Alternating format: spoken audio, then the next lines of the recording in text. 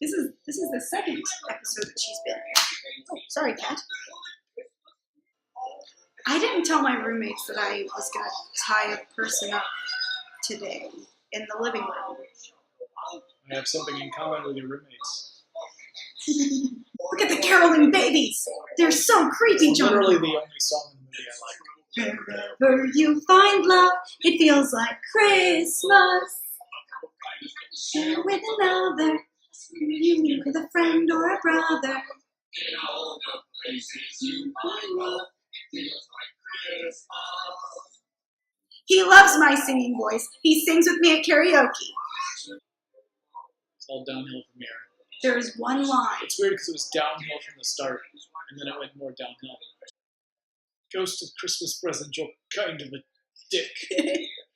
Okay, he kind of is, though. If we're sticking with the source material, he's kind of a dick. Ghost of Christmas Present's all about showing Scrooge that Scrooge is a dick.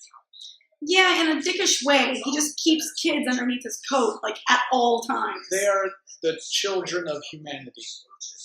And they just live underneath his coat? They are not. Do you want them running around loose?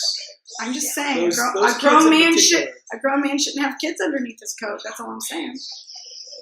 Amazing that Miss Piggy didn't throw a complete hissy fit for being left until like the hour mark of the film. She respects the Source material? yes. Yeah, I can tell just the way the rest of the Muppets did with the two Marleys. Is that really your biggest thing? Just the two It Marleys? is a huge problem I have with this movie. Why? Just why is the two Marleys? What about it? There shouldn't be two of them. It shouldn't be a funny part like that. It gets. Hey, I tied up a guy in the living room. I hope that's okay.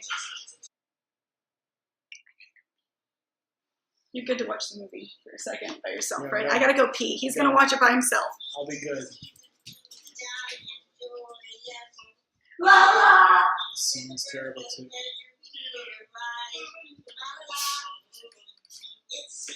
Go pee. If you need, I'll get you a tree. There's one I know of. If you can see this, you should know this movie is not a good version of the Christmas Carol. I mean, their hearts were in the right place, and I do love the Muppets very much. I have several of the Muppet albums. I do not have this one because the songs are just subpar. Look, it's okay to love something and to still have reservations about things that they do. You might have a musician you love, but there's one album you just can't really get behind, or an actor you love, but there's one film that they're in that you just don't like. That's this for me, okay? I'm not a monster.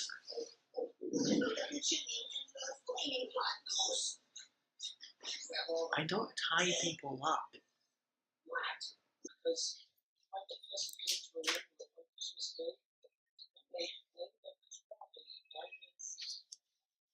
Was he being a dick? You'll never know. I wonder if Scrooge got so used to just walking through doors. That he walked right into it. I was literally thinking the same thing. Dude, same thing. You can't high five. You're tied up. You at least do get Frank Oz, so you get the real Miss Piggy. Yeah. That's something. Loving family, Oh, God, this song is I terrible. hold dear. How is it? Why is it? It's not a very catchy tune. It's slow. It's not supposed to be catchy. No, you can have a slow song and have it be catchy. I dreamed a dream. No. There's a reason I don't talk about Les Mis and Betty. I don't want to. Have you read Les Mis? I have not read the 1,000-page read tome. the unedited full version of Les Miserables. Oh God, what? I'm sorry, I left your cookie somewhere else. You promised me tacos. I want to reiterate. I'll get you a taco. I will get you a taco. I will get you a taco. And we stand tall. You can't because you're tied up. The bit about Tiny Tim, they get a seat by the crutch window, are one of the best lines in Christmas Carol. Absolutely devastating line to have that as the announcement, a very casual announcement to Scrooge. Which, and that casual thing is important because it's drilling home how Scrooge has so casually dismissed the fate of people that he feels no connection to. So it's absolutely necessary for Scrooge to be confronted with that so he understands exactly how inhumane he has been. The decrease the surplus population. That also, having that thrown back in his face, clearly very important. And you know what? Christmas Present, he delivers it in this movie pretty well without being like a complete and utter dick about it. You really need to see the musical Scrooge. You really do. I'll see it. That Ghost of Christmas Present is also fantastic. Next year during Christmas or before Thanksgiving, you can tie me up and force me to watch it. How about that? For a children's movie, I think they're utilizing the source material pretty damn well.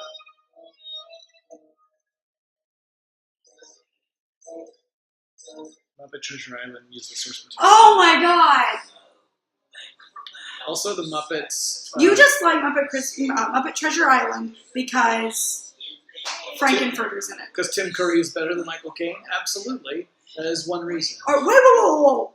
Are we like mad at Michael Caine right now? No, we're just pointing out Tim Curry is better than Michael Caine.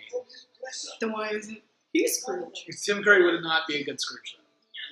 Just because you're a better and Michael Caine wouldn't have been a good Long John Silver. It doesn't. I know. I'm they just were saying, perfect for what they did. But you first said the reason I like Muppet Treasure Island is because Tim Curry's in it. It's because you love Tim Curry. I didn't say not Michael Caine. I just said Tim Curry. You said Frankenfurter. I don't like the design of the Ghost of Christmas Yet to Come. Actually, I feel like the proportions.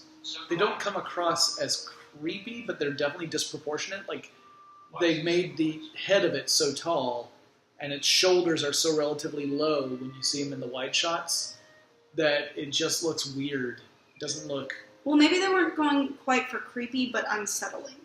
Which is not always the same thing. It's fair, but I would figure that if you're going to have a ghost that appears to be the representation of death, which is what the Ghost of Christmas Yet to Come is traditionally portrayed as, that you don't go with just unsettling, you go with creepy. Death doesn't need to be creepy. A fact of life shouldn't have to be creepy. Unsettling, I think, is a better portrayal of death than creepy. You're wrong. Mm-hmm.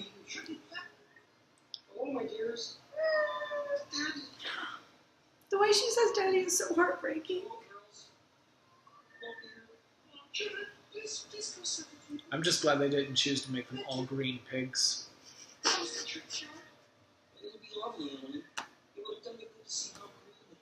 I mean, Really? it's the unholy spawn of the union between a frog and a pig.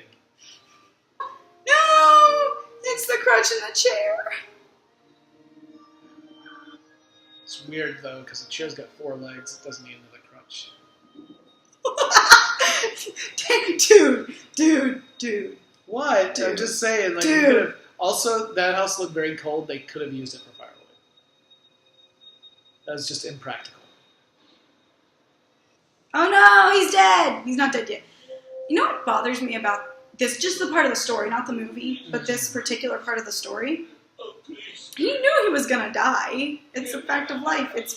And I know it's like, oh well, everyone's gonna be so happy that I'm gone. I think it's the idea that certain people who have a lot of wealth just never really consider their own mortality because they can have literally anything they want, and therefore they're not faced with the potential of having to deal with their own mortality the way folks who don't have everything at their access do. Although, to be fair, Scrooge, while he technically is wealthy enough to afford anything he wants, lives as a miser and never spends any money at all. So, all right, I'll say this.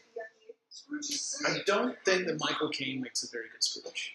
I really don't. I don't think he comes across miserly enough. I do not think of him as being nasty or mean enough so that his redemption has the impact it needs to have by the end of the film. However, his acting as the redeemed, happy Scrooge is delightful to watch.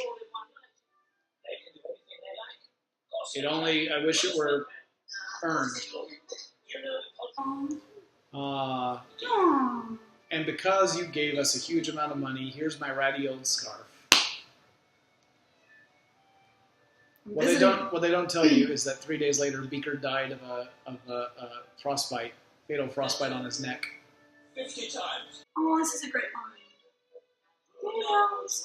He's literally giving coal to his bookkeepers for Christmas. And if you need to count the measure of a man, you simply count his praise. The thing.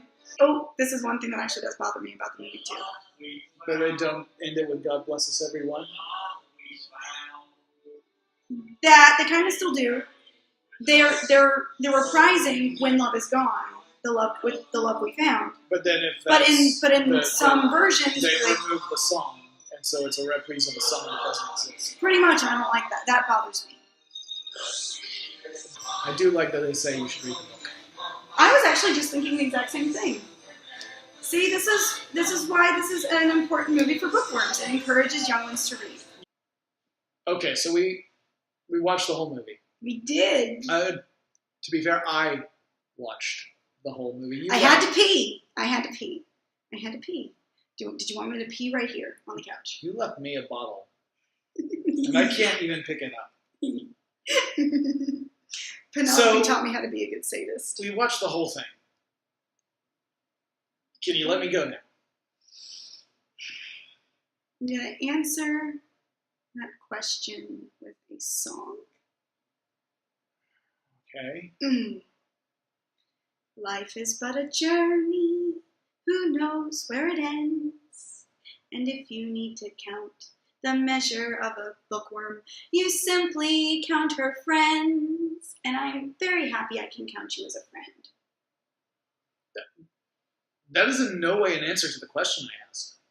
What was the question again? You're going to let me go now. No.